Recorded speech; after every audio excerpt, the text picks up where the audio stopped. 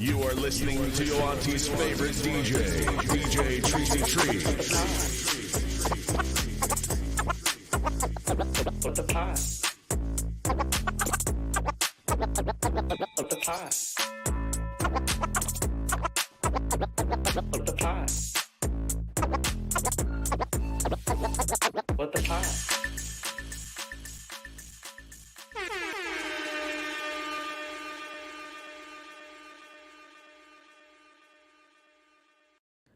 Welcome back to What the Pod. My name is DJ Tricey Trice, and you are listening to episode 4. Count it 1, 2, 3, 4. Thank you for tuning in again. For those who are new to What the Pod is a podcast where I ask random people that I've met on the internet to come onto my podcast to talk about their podcast. So we're really, really deep in the podcast matrix right now, but I promise you'll come out of it with a whole playlist of dope podcasts to listen and subscribe to. And today, continuing in the trend of International Women's History Month, I have on today Miss Marianne. Everybody, welcome Marianne to the show. Hi. How are you? Good, thank you. Thank you so much for having me. Yes. Thank you for coming on. So tell us a little bit about yourself and what your podcast is. Okay, my name's Marianne and I'm from New Zealand. My podcast is about all things paranormal, unexplained, things that go bump in the night, mysteries like spontaneous human combustion, paranormal, ghosts, hauntings, poltergeist, incubus and succubi, UFOs and experiences, and cryptozoology, of course, so monsters, myths, the fae, all that sort of thing. Anything that belongs in the shadows. Oh my gosh. You just gave me so many things. I was like furiously writing things down. Like I have to ask about all of these things because I'm so interested in all of them. So really quick for the people listening in their cars or whatever, what's the name of your podcast? Walking the Shadowlands.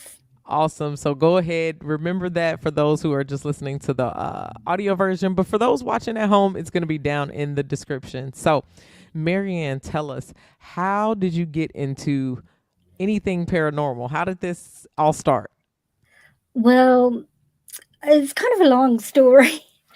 And I don't usually put my face out there. So this is a bit different for me, being on a live video. I've been my entire life, I'm a spiritual sensitive, I'm a clairvoyant medium, clairsentient. And I've had experiences my entire life. I'm 65 shortly. So it's been a lifelong thing. Started when I was very young. I've had experiences with star people and UFOs my entire life, which kind of my time with my star people just sort of enhanced my clairvoyant abilities, sort of brought them to the fore.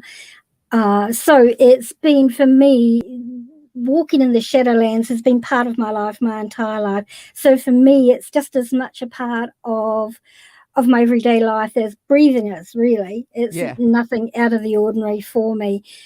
So I started a Facebook group by the same name as the podcast, Walking the Shadowlands. And my members kept saying to me, Marianne, you should start a podcast. You should start a podcast. You know, we would listen to what you have to say. And I thought, oh, gosh, I'm not that interesting.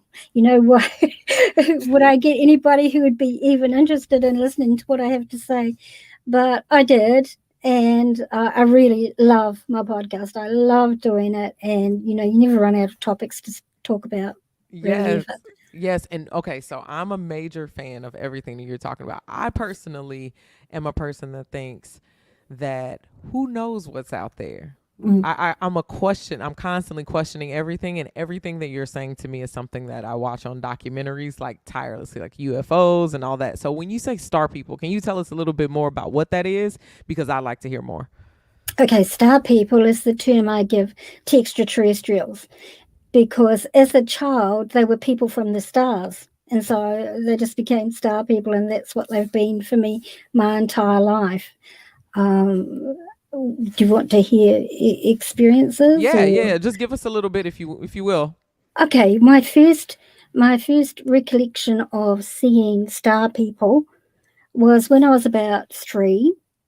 My father used to be a sharemilker, which in New Zealand is kind of like a farmer, a dairy farmer, kind of like.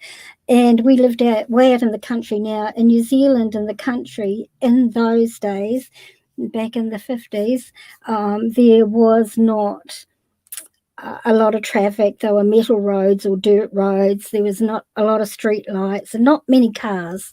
So we had been out somewhere one night and we were coming home, and there was myself, my sister, my half sister, my mum and dad in the car. And my other two sisters, my half sister, my other sister, were older than me, and I was the youngest. And there was this light behind the car, and because it was low to the ground and it was very bright, and my parents just thought it was another car following us, so we didn't pay too much although it's unusual, it wasn't unheard of, so we didn't pay too much attention to it. And then we got to the point in the road where we had to turn off and go down a track to go to the farm. Now the gate was shut. We always keep the gate shut so the cattle can't get out, which is a normal thing you do on farms. And as we turned off to go down the road, the light that was behind us shot up. Oh, vertically? Is that vertically? In the air? Yeah. So it shot right up and was gone. And that's when my parents realised that, that wasn't a car, that was something else. Anyway, we got to the gate. And as we got to the gate, all of a sudden, the car stopped so somebody could get out and open it. All of a sudden, this light came down over the top of the car, like you see in the movies. It was a bright white light, though, and my parents were freaking out. My sisters were crying. My mum and dad were arguing. Dad, go and open the gate. Leo, I'm not getting out of this car. You go and open the gate, because they were terrified. And anyway, I was excited because I knew who they were. I could feel them. They were my star people. And in the bright light, you could see these forms outside of the car. You could see a humanoid shape. And they were walking around the car, coming to the windows, right around the car. And that's the last thing I remember of that experience. Oh my God. I am on the edge of my seat right now. It was cool. Oh my goodness. And we constantly think we see things in the air, and I'm like, there's no way. I mean, maybe that's a drone or whatever, but whoa, what an experience. And this was, you were growing up in New Zealand, I'm assuming. Yes. Yeah. So you're out on a farm in India. This sounds like New Zealand sounds like Indiana pretty much in the United States. Yeah. Like, this farmland. Country. Yeah. So I've grown up in a similar kind of thing. Wow, thanks for sharing that. That's awesome. And it's like I felt like I was inside of a documentary. So definitely, folks, if you like that little taste of it, go visit her podcast. Okay, so tell us a little bit more. You're talking about monsters. Like, what's a monster that most people don't think is real, but is actually real? Well, Bigfoot. Bigfoot's I kind of think that too. Like a big animal, those could be. Is it a man though? Tell me about Bigfoot. Oh, look, he's all over the world. I've done a number of episodes on him, actually. I've done one with a chap that in the States called Hunting Bigfoot, and he goes out looking for Bigfoot deliberately. But he's known by different names throughout the world. Like, for example, in New Zealand, he has a number of names. He goes by the Moiho Man, and he has a couple of other names. In Australia, he's called the Yowie. In other countries, I can't remember offhand other countries' names, but every country has a version of the Bigfoot creature. They just go by different names. Yeah, like mermaids, for example. I think mermaids are real. People don't think that, but I'm like, dude, people back in cave days were drawing what they saw, and they all have cave drawings of half people, half fish, so it has to be real, right? Oh, that's interesting. That brings up an interesting point. There is a group of star people who are half human, half fish. Yes, but if you look up the Dogon tribe in South Africa, I think it's Dogon, they had contact with these beings. Really? Mhm. So you're telling me that they're extraterrestrial beings. See, because my theory is These that ones, Pangea just kind of sunk, and with adaptation, there are people who are half fish, half people. well, and it's funny that you bring up the mermaids because I was just speaking with the lady I told you about earlier about this subject, Mm-hmm. about mermaids. And she was saying, and I agree with her, there's so much of the ocean that hasn't been explored, that hasn't been mapped, that we know nothing about, where there could be species living like mermaids and But what if they mer do people. know? Because they constantly give us movies like Atlantis and tell us the Mm, Bermuda mm, Triangle, like mm. ships just disappear. What if that's that civilization of people just taking people and living in stealth mode? Is Oh, is that too far well, fetched? no, I don't think so. I think anything's possible. Yeah. Uh, who knows? And that's isn't that exciting though I to have these know. mysteries? I know, Yeah. especially because I feel like these like Disney and all these different movies that come out, they're telling us some truth in them. I believe because nobody's imagination is this great that they're just making up all this stuff, and that's not how this works. No, it's not. And actually, I did ask my star people one time. I said to them, how much truth is there in these shows like Star Trek and all these science? And he said, well, we've given people a lot of information. That's what I'm thinking. Oh my goodness, that's just phenomenal. That can even be a possibility. Um, okay, so we talked about mermaids. What is one of the most fascinating like monster encounters or stories that you've had over the time? Monsters.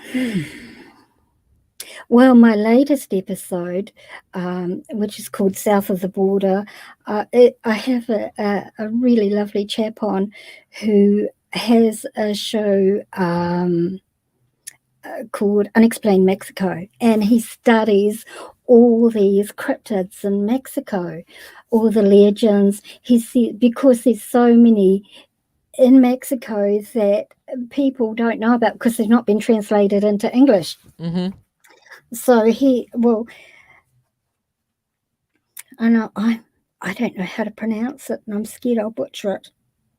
Um, they have a version of fairy folk, and there's actually they were building a bridge to one of the major airports in Mexico, and the bridge kept collapsing.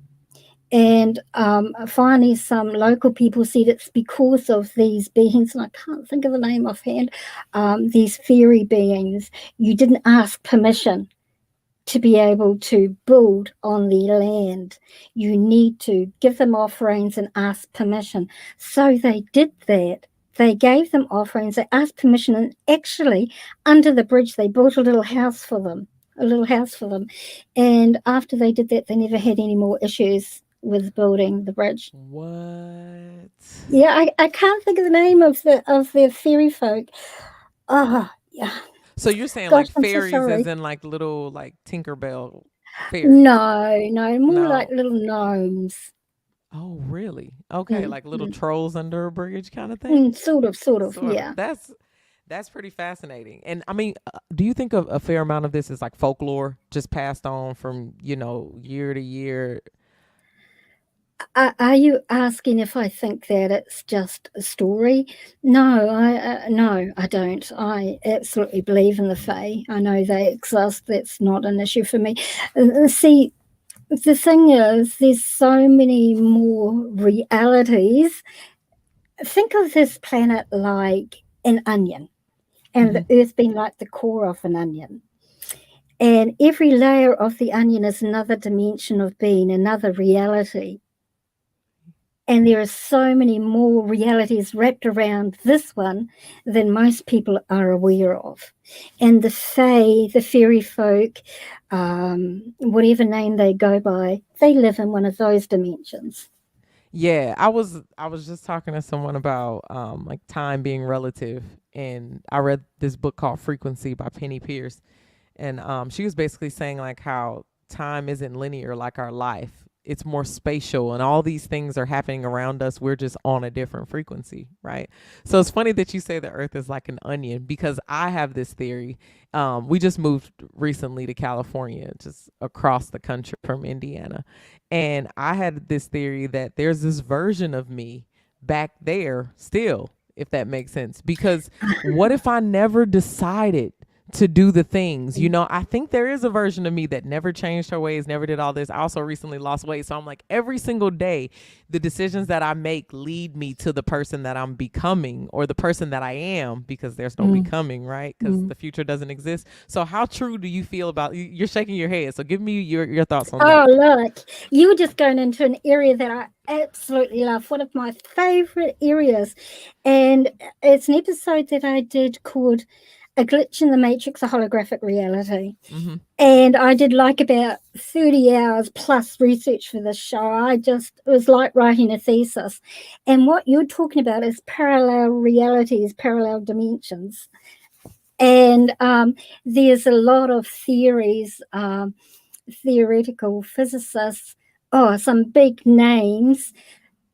And there's links to them on my website. Under that episode, I've got links to each of the major theoretical physicists in the world, and their thoughts on this reality being a holographic reality.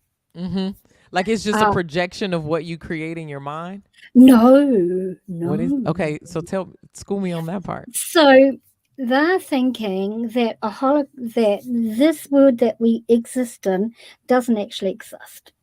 That it's a hologram created by a more intelligent species, and we're like avatars in this hologram. I can kind of get down with that too. I've looked at a couple different things on that, and that's my reason for believing in that a little bit, is just, or being able to hear that and accept that, is because, why do we sleep?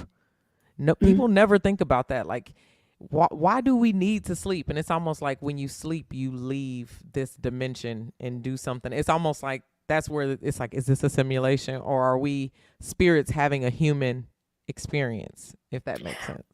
We are spirits having a human experience, but we're having a human experience in a holographic reality. It's really like, it's like these movies like Inception and The Matrix. The Matrix, really, the guys that wrote that did a really excellent job. The first one, I don't know about the others, I never saw the others, but the first one, you see, because like this chair that I'm sitting on, it isn't actually solid. It's a bunch of atoms vibrating against each other, with a huge amount of space between them. But we just perceive it as solid. But it's not. There's a quote, and I'm going to butcher the quote because I can't remember it, from the Matrix movie, and it's not Neo. What's that guy that he was looking for? I can't think of his name. Morpheus. And he says, "What is reality?" Butchering this quote. All reality is electrical neurons firing in your brain that creates your perception of reality. Yeah. I believe that. I believe it, because people will all sit in the same room and have the same experience, but tell the story completely different.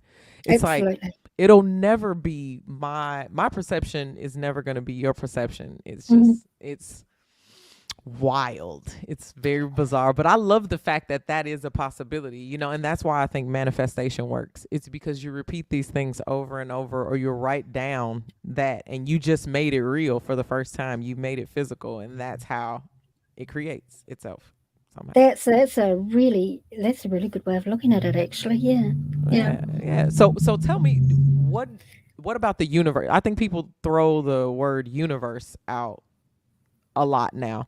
So what is your perception of what the higher being is? Is it the universe for you? Is it just space?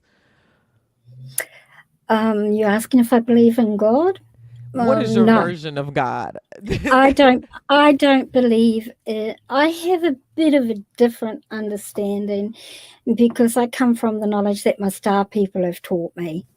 So my perception of God is quite different. The term God, think of God as like a governor or an overseer of a specific area, but they're not the higher power. They're not. So who is the higher power? I don't know. You could call it universal consciousness if you like. I've read that in a bunch of books. Universal consciousness, just the presence of Just the presence, yeah. energy, because energy is neither created or destroyed. So talk about, what do you believe about the afterlife? Well, yeah, this is really tricky because my knowing is quite different. There is an afterlife, absolutely. There is a spirit realm. These bodies are just like cars that we use to get from point A to point B. And when that car's rusty or worn out or breaks down and it no longer serves us, we discard it and move on.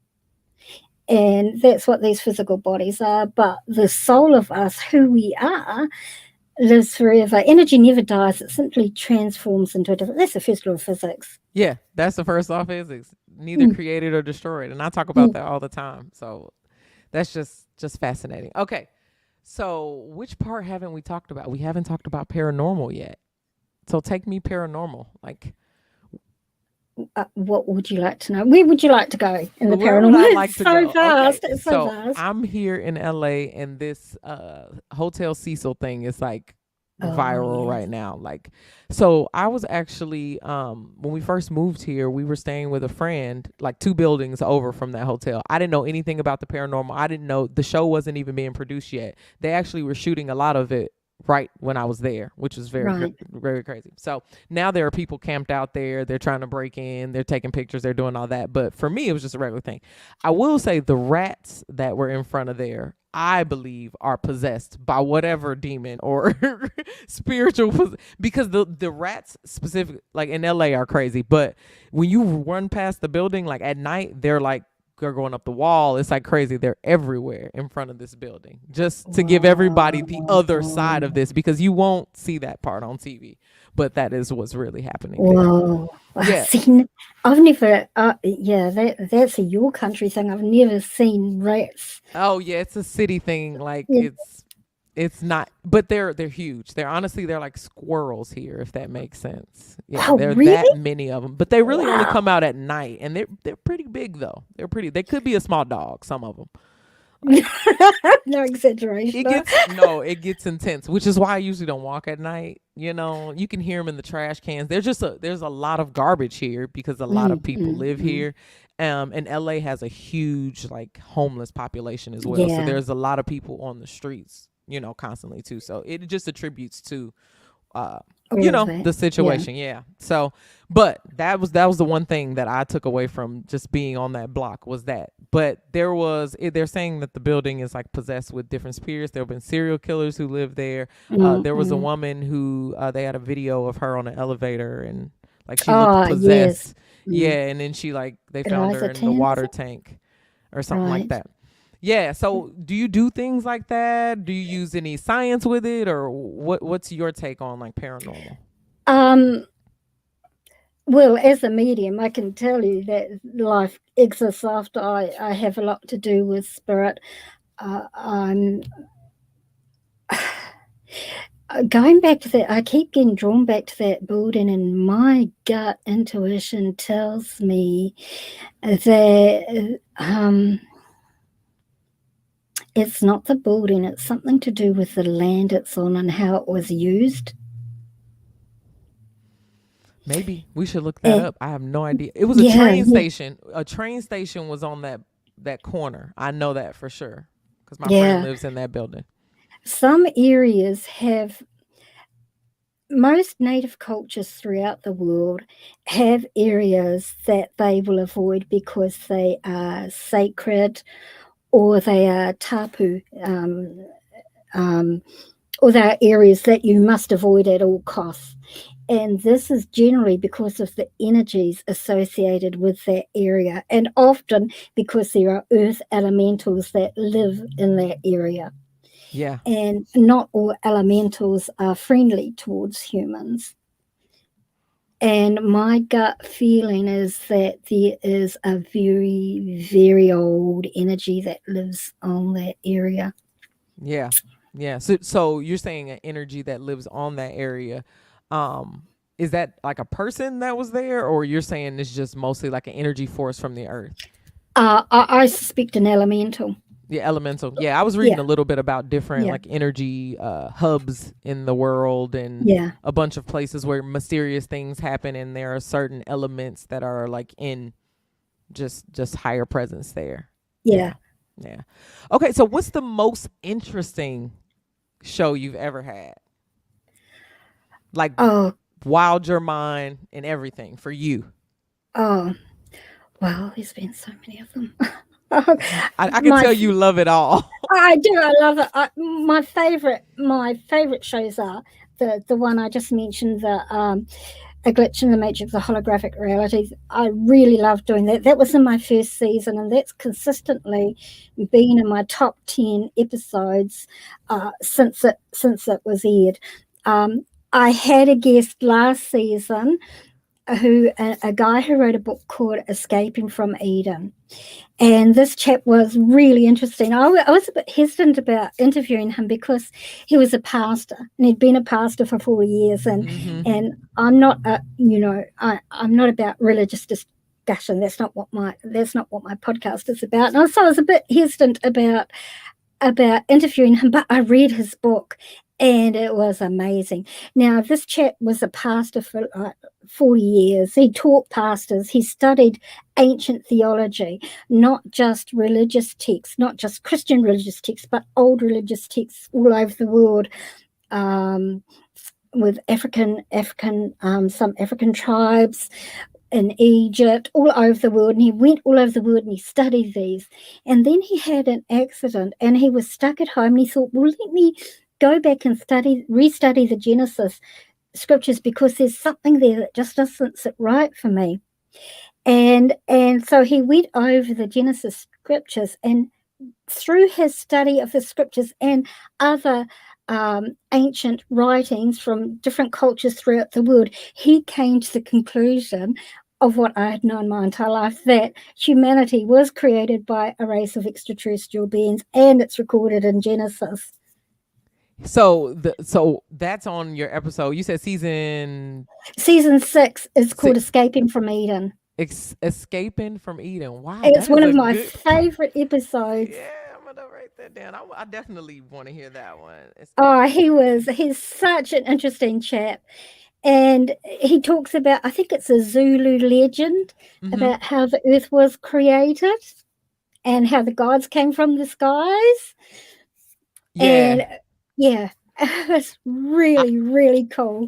I studied world religion. So I went to Catholic school well, we're not really Catholic. It's a private school, but we had to take religious studies all of the years, and we took world religions, and they taught us all of these different religions, and it was so just peculiar how they all had these same archetype stories, but just different names, So exactly. That's when I started to be like, okay, I just want to meet people of different cultures just to hear what they have to say, because they probably have the same kinds of stories, or the same identical story, So that's awesome. That was probably one of my favorite episodes, and I was so hesitant about interviewing him because I thought it was going to be all religious and preachy, and it just wasn't.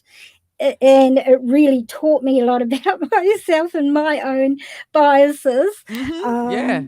It really, and I find that doing podcasts does that. I tend to have more guests than do solo episodes these days, and I just learn so much. I'm like a sponge. I can't get enough, Yeah, and especially when you're interested in it. It's just yeah. This is and the third one. Sorry, the third one is I can't. My mind's just gone blank. I can't think of the name. It was before Escaping from Eden, the episode before that, and it was this chap who had a near-death experience. Oh, it was the most. I cried when I was interviewed. I was trying to be professional, but my head. Fortunately, it wasn't video. Had tears bawling down my eyes while he was telling me his story. He was in his 20s, I think, and he had gone to say goodbye to a friend at a train station in England, and it was winter, and he had a thick winter coat on. And as he left the train, the doors shut and his coat got caught in the train on the station. And he thought, no worries, they just flip open again and I'll just. But it didn't. The door stuck in his train and the train took off with him still attached. Yeah. And he was dragged under the train, and everybody on the train saw this happen. And he was dragged under the train, and the train went over him and stopped a few hundred yards down the track. And he survived. He was rushed to hospital with major injuries to his arm, and he died at the hospital, and he had this near-death experience. And oh gosh, it was just so touching. And when he came back, he had to learn to, he had injuries he had to deal with, and he had a lot of rehab. But he came back being able to paint, and he'd never been able to paint before. And he also composes symphonies, and he never did anything like that. And his artwork is beautiful, and his music is just lovely. And he met these beings who healed him while he was there, and he saw himself out in the universe being healed. Oh my! It was the most amazing story, and those would be my top 3 favorite episodes. I love a good near-death experience with a spiritual aspect to it. I read one about a kid who died in a hospital, and he flew over his body and could see his parents and stuff. And he came back, like it was like 10 minutes or something, not something too long. But when he came back, he told them everything that was happening in the waiting room, and they were like, "How did you know this?" And this dude I read online, it says he's like in his 20s or something now. He's like, knows all this stuff and said the same thing. Like, yo, there's a different experience out there. There are definitely extraterrestrial beings. So I have to listen to these episodes. This sounds like everything that I watch on TV, but it'll just be podcasts, which I just love. Podcasts. Yes, it's awesome. Okay, so I have to ask a question about succubi and succubus. Incubi and succubi. Okay, tell me the difference. Now, I always get them confused. Incubi is the male that has sex with females, and succubi is the female that has sex with males. So these are spirits or entities. Some are earth spirit humans that have not moved on, who were rapists or really nasty people in life like that, and they were predatory in life, and they just continue that in death. So very often there's a school of thought that says the incubi and succubi are the same creature, and they just simply change form.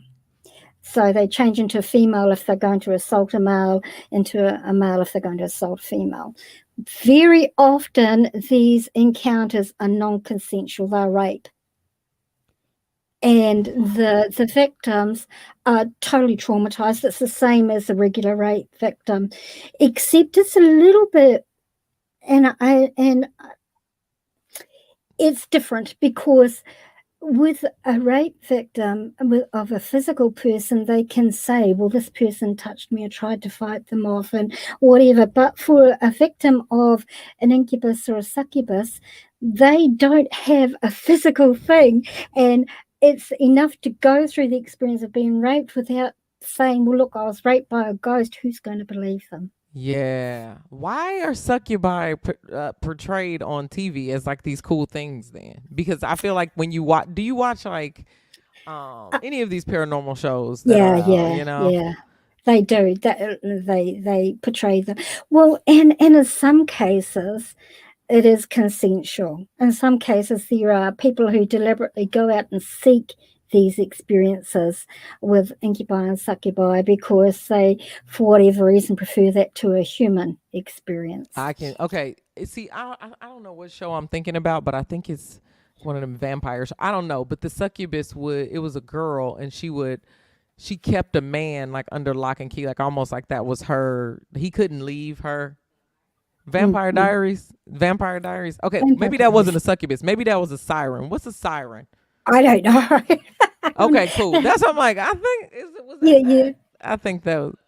I think she was a yeah. succubus, but they were under some kind of like contract and they had to like break it or whatever. Yeah. Yes, yes. Sometimes people do make contracts with them, agreements with them, but that's rare. Mostly, it's non-consensual, and sometimes with consensual one. In fact, there was one that was in Britain that was televised all over Britain a few years ago. It was this woman who married this pirate.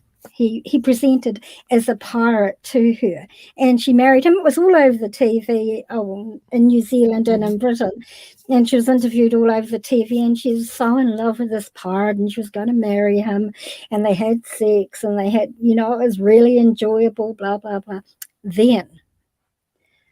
Then about a year later, maybe, she came back and she was really ill. Her health was declining.